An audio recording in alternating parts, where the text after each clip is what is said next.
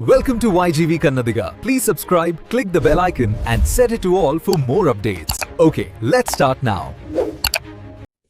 Some people are born, they live their lives, and then they're gone. But every once in a while, someone comes along who becomes something more. They become an idea, a flame that just can't be put out. And that's exactly who we're talking about today, Bhagat Singh. Just let that sink in for a second. An idea that shook an empire. See, empires are good at crushing rebellions, at defeating armies. But ideas? Ideas are a whole different ballgame. They're terrified of ideas. And this one sentence right here, it tells you everything you need to know. We're not just looking at the story of a man. We're looking at the story of an idea that rocked one of the most powerful empires in history. So, how in the world does a young man become an idea that powerful? Well, to get that, you have to understand the world he grew up in. Let's paint a picture of what that looked like. Let's go back in time. The year is 1907. Bhagat Singh is born, and for him, oppression isn't something you read about in a textbook. No, he was living it day in and day out. The British Empire wasn't some far-off concept. It was right there, a constant presence built on fear and total control.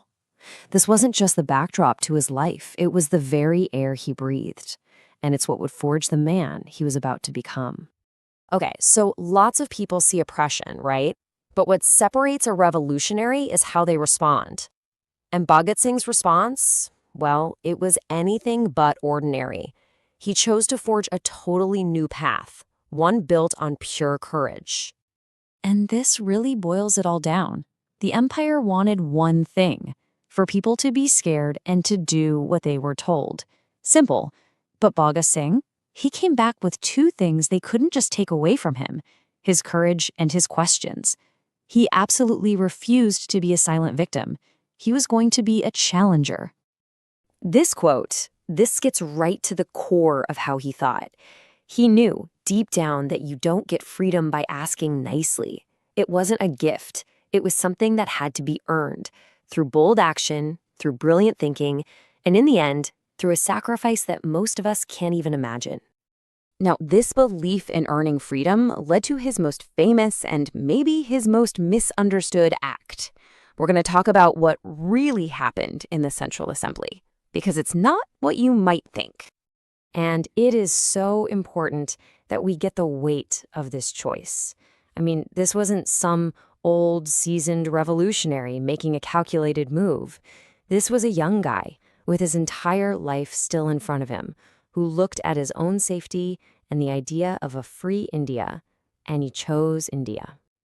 So when he and his comrade threw those bombs, what was the real plan? This is the central question, isn't it? Was this an act of violence? Was the goal to hurt people? And the answer is a resounding no. See, those bombs, they were never meant to kill anyone. They were specifically designed to make a huge noise, to be a spectacle, but not to take a single life. The point wasn't violence. The point was to be a massive alarm clock for a country that he felt was fast asleep. It was, as he said, about waking a nation up. And the story definitely doesn't stop when he gets arrested.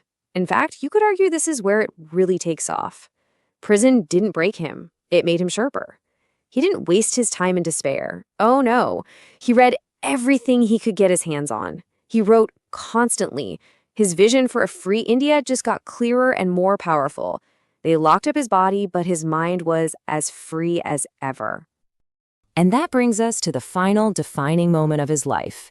This is where the man's story ends and the immortal idea is truly born.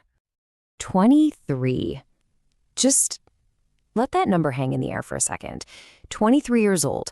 That's how old he was when he faced his execution.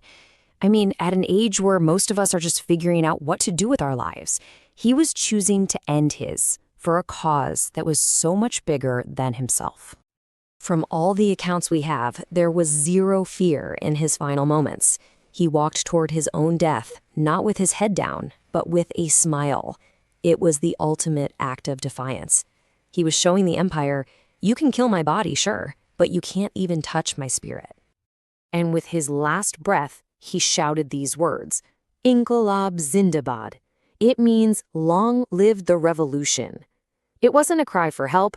It wasn't a sad goodbye. It was a roar of victory. The revolution of ideas, he was telling them, was just getting started. And that's the beautiful, powerful paradox of it all. The very moment they executed him was the moment he became immortal. His physical body was gone, but the idea he stood for, that powerful, fearless courage in the face of tyranny, was unleashed. It was free to inspire people for generations to come. And that's why we're still talking about him today.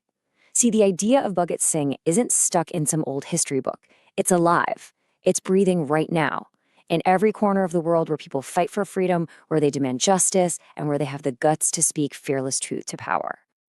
So, that really leaves us with one final thought. Bhagat Singh showed the world what the courage of one young person could ignite.